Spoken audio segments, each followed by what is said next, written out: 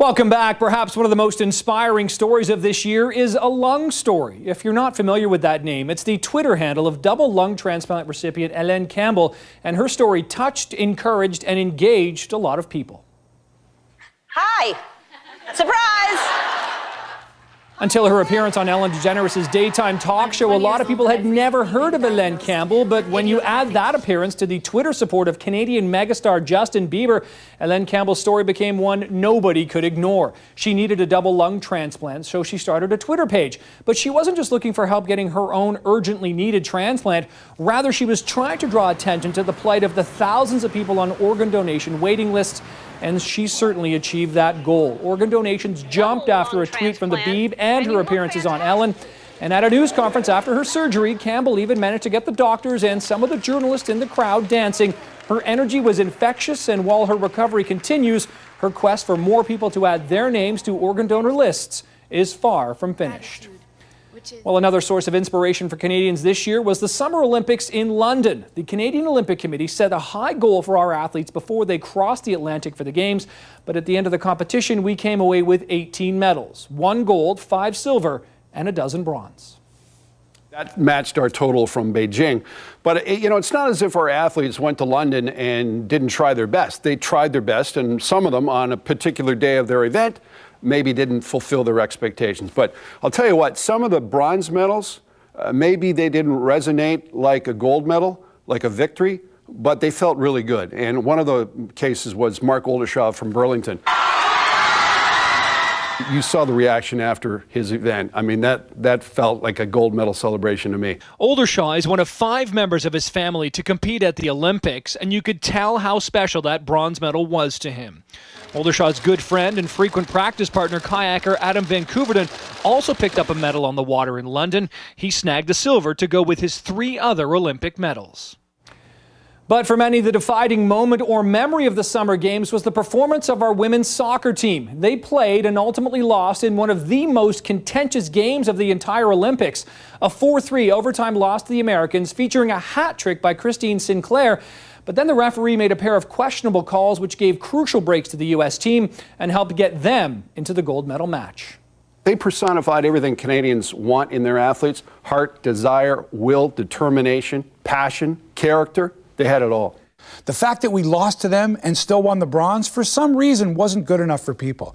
I'm great with it. Canada won a bronze medal in women's soccer, but we lost the Americans. And the way we lost to the Americans will leave a bitter taste in our mouth until the next Olympics. After the loss, Sinclair made several critical comments about the ref, which resulted in a 4-game suspension after the games were over.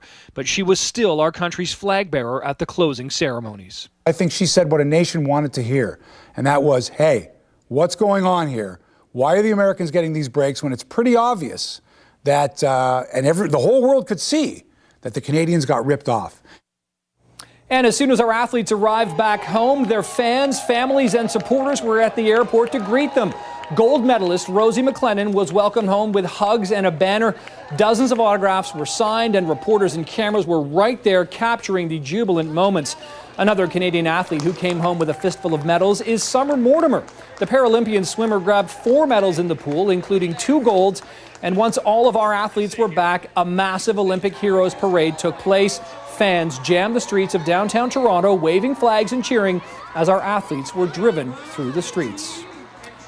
And while those athletes made the country proud, at unlucky number 13 on our countdown this year are 2 very unlucky athletes who lost their lives taking part in the sports they loved.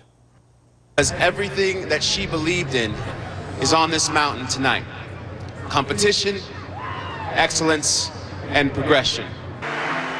When the Winter X Games began this year in Aspen in late January, one of the podium favorites wasn't there. Instead, Sarah Burke's husband and family led a candlelit tribute down the halfpipe. Burke was considered perhaps the best women's freestyle skier of all time, and this tribute took place just days after she died in an horrific crash during a practice run in Park City, Utah. The Midland native was an extreme skiing trailblazer who made her mark, becoming the first woman to do a 720, a 900, and then a 1080-degree spin in competition.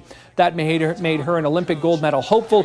She was also a 4-time Winter X Games champion, but in her tragic fall, she tore one of the major arteries supplying blood to her brain, and she went into cardiac arrest. She had surgery and spent 9 days on life support at the University of Utah Hospital, but had irreversible brain damage.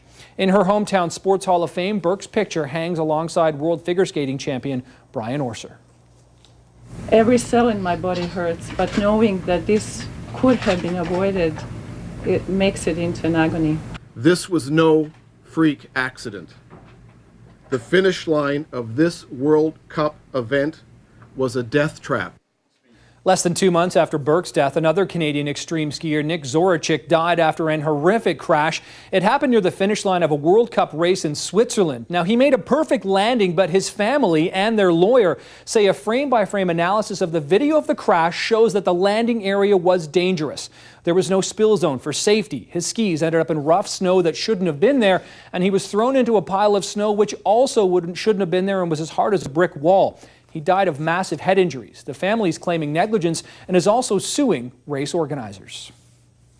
Still to come, the deadliest crash in memory takes almost a dozen lives, and a couple of catchy songs grab headlines for their runaway success. We'll crack the top 10 after the break. Gangnam Style.